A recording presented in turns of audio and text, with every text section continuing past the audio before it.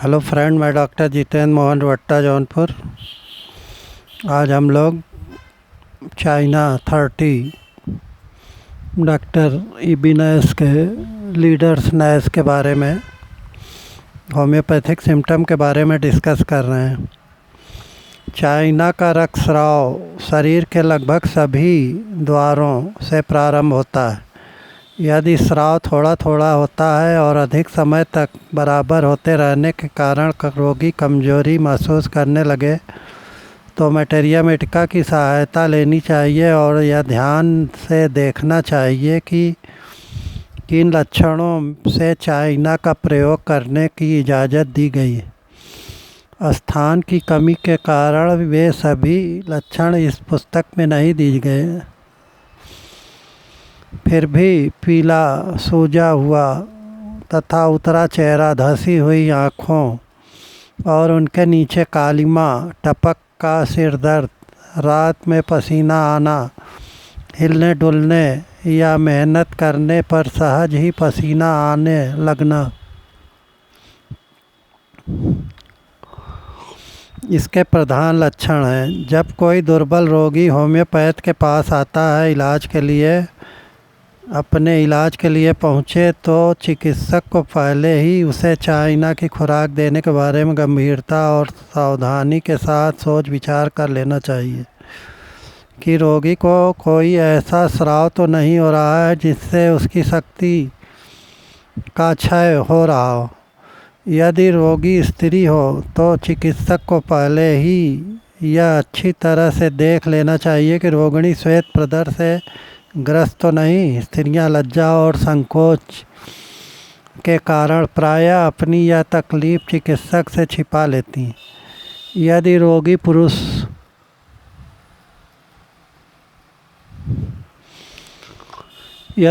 पुरुष युवा है तो इस बात की पूरी संभावना रहती है कि वह धातु क्षीणता से पीड़ित हो।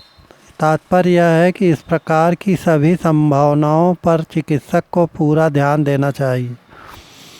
यदि चिकित्सक रोगी का पूरा विश्वास प्राप्त करने की कोशिश करेगा और उसे अपनी सारी तकलीफ़ें बताने के लिए प्रेरित करेगा तो रोगी को लज्जा दूर हो जाएगी और वह अपनी कोई भी शिकायत या तकलीफ़ चिकित्सक से छिपाएगा नहीं।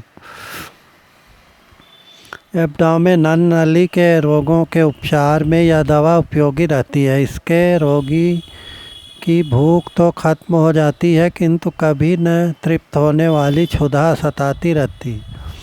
अफारा आने पर भी यह दवा उपयोगी रहती है। वैसे तो कार्बोवेट 30 या 200, लाइकोपोडियम 200 के भी यही लक्षण होते हैं किंतु चिकित्सक को विवेकता पूर्वक यह तीनों में से किसी एक का चुनाव करना चाहिए। डॉक्टर गर्नसी ने इसके लक्षणों के बारे में लिखा है। उदर इतना फूल जाता है कि तबीयत बेचैन हो जाती, लगता है कि पेट में हवा भरी हो, डकार लेने की इच्छा होती है और अगर डकार आ भी जाए तो पेट हल्का नहीं होता।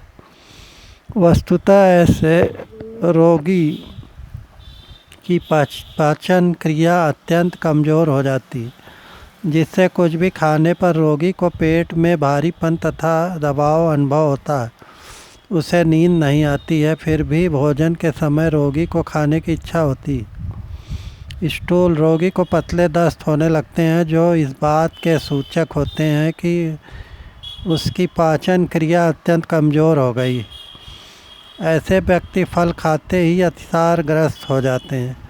मल पानी जैसा पतला, पीला, भूरा या हल्के रंग का होता है। साथ ही उसमें अनपच खाद्यांश भी रहता है तथा दस्त कष्टकारक भी नहीं होता। आमतौर पर अन्य दवाओं में इस प्रकार के लक्षण नहीं मिलते। मल में प्रायः दवा भी निकल जाती। कलक्रिया फास या पेट में वायु भरी रहने के कारण होता है। पेट की ऐसी हालत प्रायः बच्चों को होने वाले अतिसार में दिखाई देती। ऐसे बच्चों का रंग पीला, आँखों के नीचे काले धब्बे दिखाई देते हैं, वे कमज़ोर लगते हैं। ऐसी स्थिति में चाइना सर्वोत्तम रहती, चाइना 30 या 200। सीना नहीं देना चाहिए। निश्चित समय विधि वाली बीमारियों में यह दवा बेहद उपयोगी रहती है, जिस कारण इसे एंटी पीरियाडिक भी कहते हैं। किंतु पारी पारी से होने वाले रोगों, मेडिसिन ऑफ स्टूल में कैलकेरिया फॉस, वीक चाइल्ड में चाइना 30 और सीना 30 देना लाभकारी।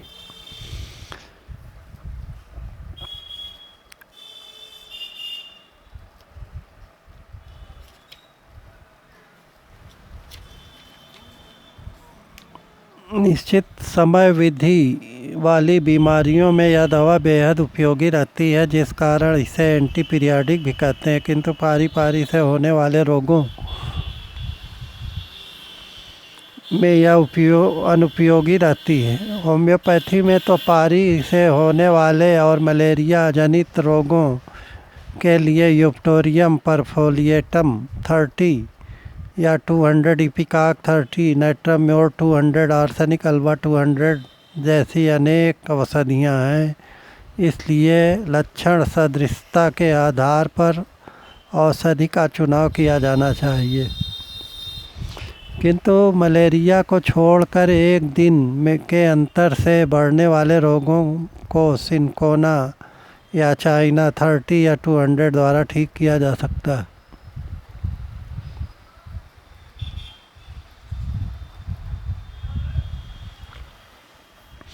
कुछ दिन पूर्व मैंने एक प्रदाहिक बात रोगी का उपचार किया था। पहले वह विद्युत से चिकित्सा कराने वाले एक डॉक्टर से अपना इलाज करवा चुका था, जिससे रोग बढ़कर उसे हृदय को प्रभावित कर चुका था।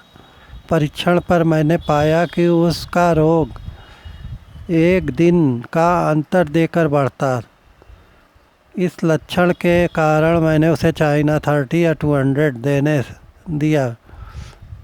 उससे उसे लाभ भी हुआ। यद्यपि दवा के और भी लक्षण थे, परंतु प्रमुख यही था। मलेरिया बहुत से चिकित्सक अंतर देकर आने वाले बुखार की एकमात्र दवा चाइना 30 या 200 या उसके सतकुनैन को मानते हैं तथा इस प्रकार के प्रत्येक ज्वर का उपचार इसी के करने का प्रयास करते हैं और असफल रहते हैं। यह मलेरिया का दमन तो कर सकती है, मगर उसका उपचार नहीं कर सकती। कुनैन से मलेरिया दब जाने वाला एक व्यक्ति मेरे पास उपचार के लिए आया था। उसे लगभग 1.5 वर्ष के अंतर देकर सताने वाला बुखार सता रहा था। जब मैंने उसे यूपटोरियम परफोलेटस 30 या 200 की एक खुराक दी तो वह स्वस्थ हो गया। आर्सेनिक अल्वा 200, नाइट्राम्योर 200 पर भी यही बात लागू होती है।